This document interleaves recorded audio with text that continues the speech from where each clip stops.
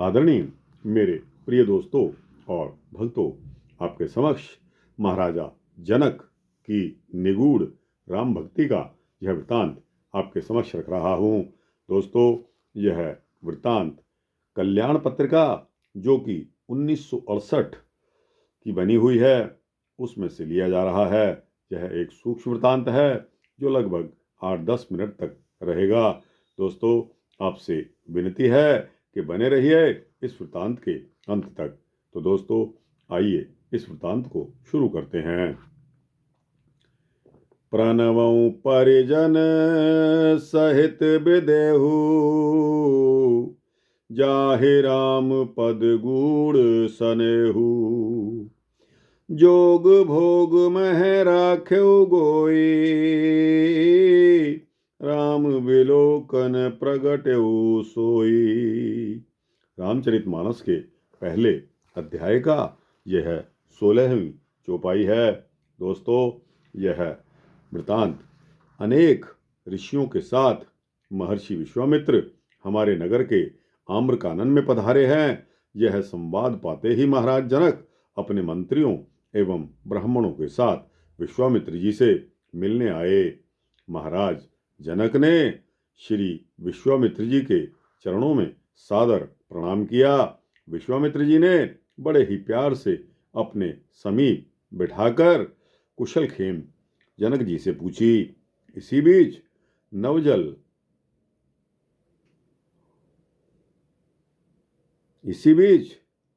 नवजलधर वपु श्री राम के साथ श्री लक्ष्मण जी वाटिका अवलोकन कर लौटे। श्याम गौर मृदु बयस किशोरा, लोचन सुखद विश्व चित चोरा। रामचरितमानस पहला अध्याय। तेज पुंज दोनों अलौकिक बालिकों को देखकर वहां उपस्थित सभी लोग उठकर खड़े हो गए। महर्षि विश्वामित्र ने उनको अपने निकट बैठा लिया। उनके अद्भुत रूप लावण्य को देखकर सब के सब आनंदित हो गए। उनके शरीर पुलकित हो गए और नेत्रों से आनंद के अश्रु प्रवाहित होने लगे।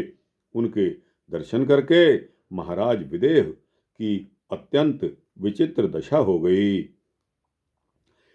मूरत मधुर मनोहर देखी, भयउ विदेहु विशेषी। प्रेम मग्न महाराज जनक ने विवेक पूर्वक धैर्य धारण किया और महर्षि के चरणों में मस्तक झुकाकर गदगद कंठ से यह पूछा। कहु नाथ सुंदर दो बालक, मुनि कुल तिलक की नृप कुल पालक। ब्रह्म जो निगम नेत कहि गावा, उभय वेश धर की सोयावा। सहज विराग रूप मन मोरा, थकित होत जिम चंद चकोरा। इतना ही नहीं, उन्होंने श्री विश्वामित्र जी के सम्मुख अपनी मानसिक स्थिति निसंकोच प्रकट कर दी।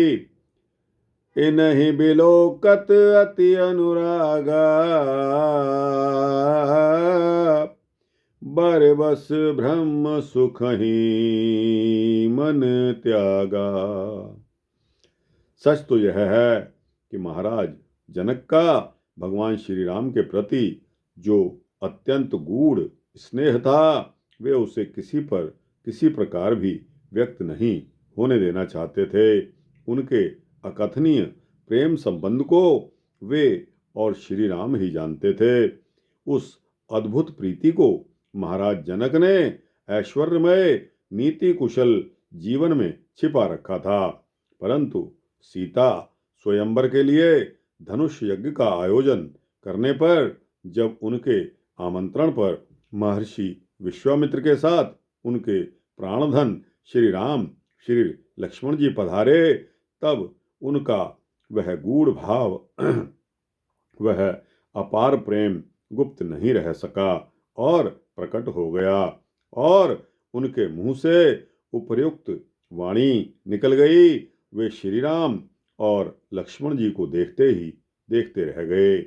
मनवाणी से अगोचर ब्रह्म आज प्रत्यक्ष नयन गोचर हो गया।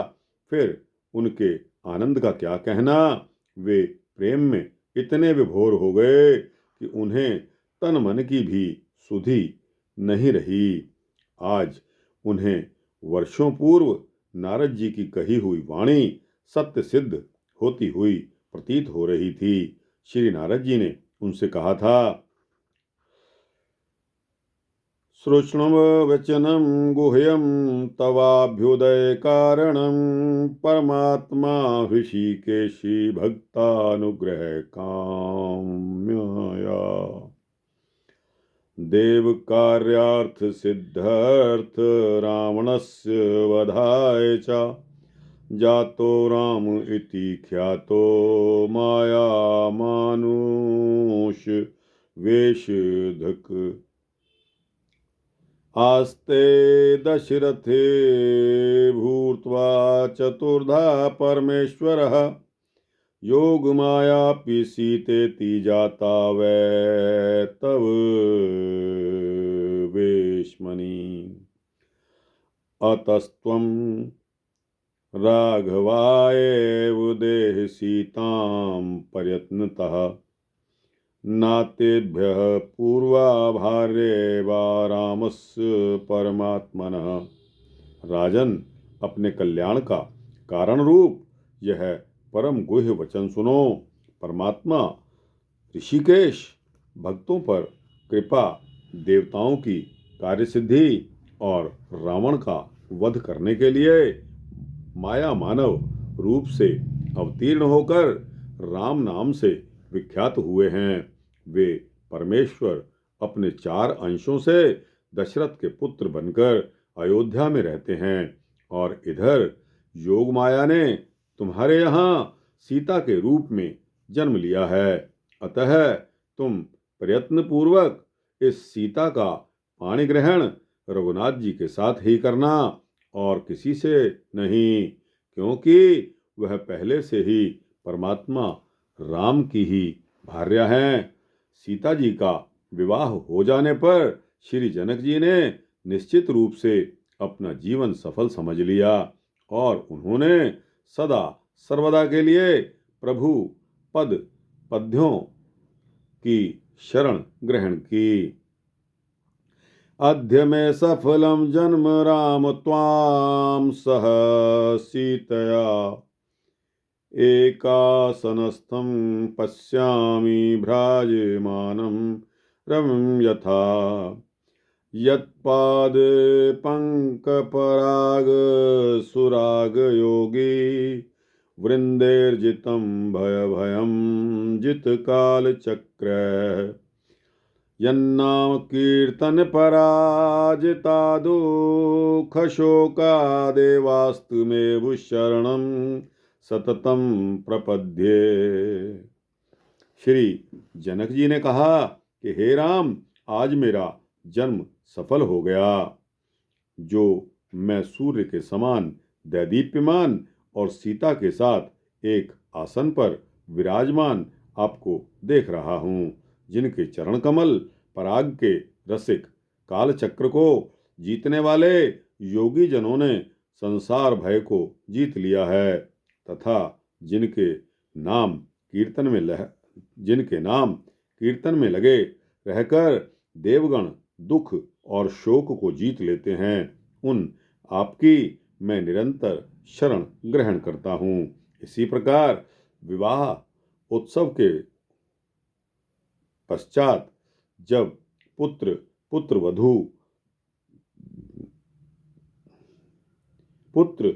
वधुओं सहित महाराजा दशरथ अयोध्या के लिए प्रस्थान करते हैं, तब श्री जनक जी अधीर हो जाते हैं। उनका प्रेम छिप नहीं पाता, उनके नेत्र अश्रु पूरित हो जाते हैं। वे एकटक कभी दशरथ की ओर, कभी श्री राम की ओर और कभी सीता की ओर देखते हैं। श्री राम क्या जा रहे हैं, उनका प्राण चला जा रहा है। दशरथ जी बार बार प्रेम पूर्वक उन्हें लौट जाने के लिए कहते हैं, किंतु इनका मन नहीं मानता।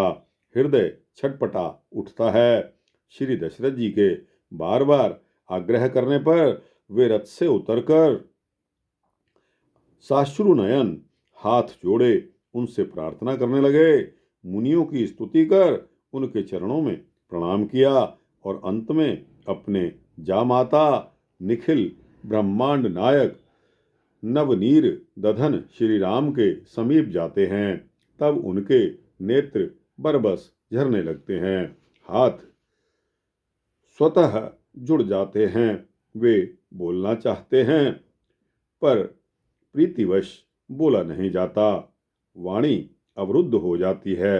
बड़े साहस से धीरे धीरे विनम्र वाणी में उन्होंने कहा, राम करो के ही भांति प्रशंसा, मुनि महेश मन मानस हंसा।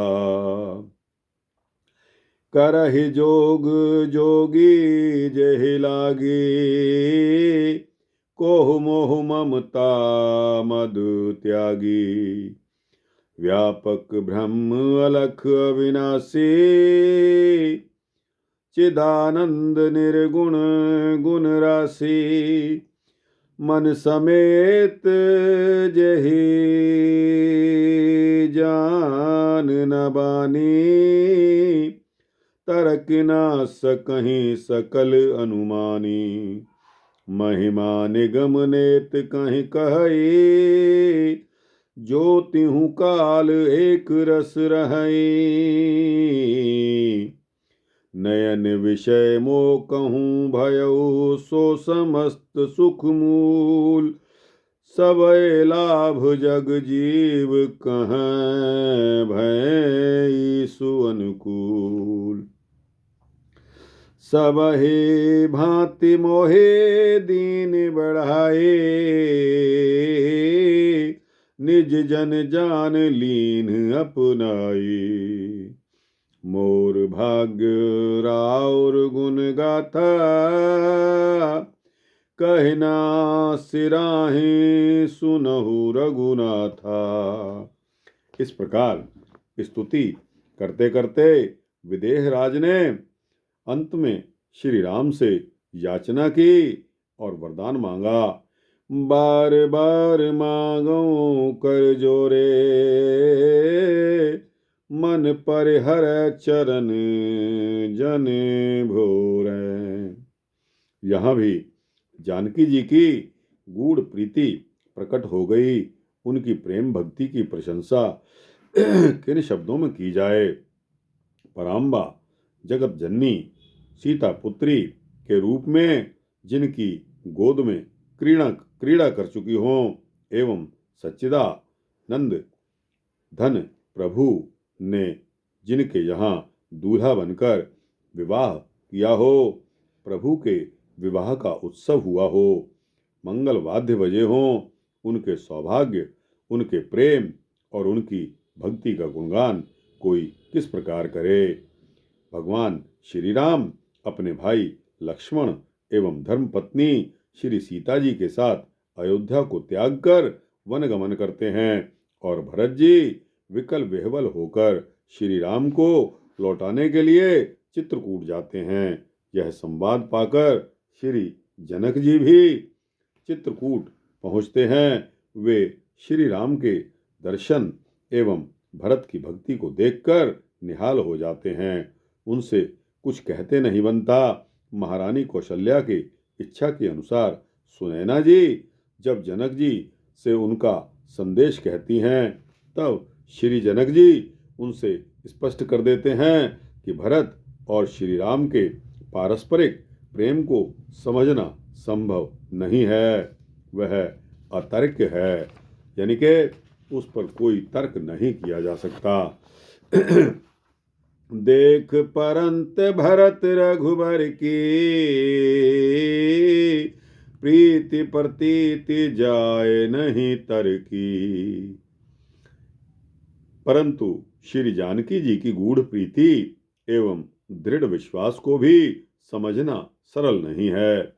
जनक जी कर्म योग के श्रेष्ठ आदर्श ज्ञानियों में अग्रगण्य एवं 12 प्रधान भागवत चार्यों में माने जाते हैं। वे परम ज्ञानी होकर भी श्री भगवान के प्रति विलक्षण प्रेम के अनुपम आदर्श बन गए।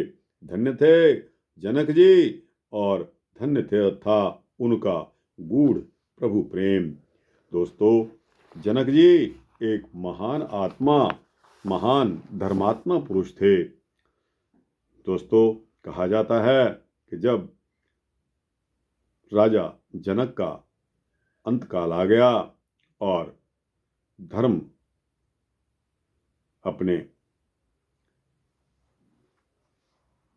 मौत के फरिश्ते, जिनको हम क्या कहते हैं, धर्मराजे के रिप्रेजेंटेटिव, जब उनको लेने आए, उनको यह हिदायत थी कि राजा जनक को उस रास्ते से लेके आना जिस रास्ते में नरक पड़ती है।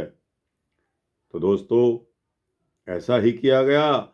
जब राजा जनक ने नरक में खौलते हुए कड़ाहों में, उबलते हुई देगों में ऐसी आत्माओं को देखा जो कि नरक भोग रही थी, उनका दिल पसीज गया।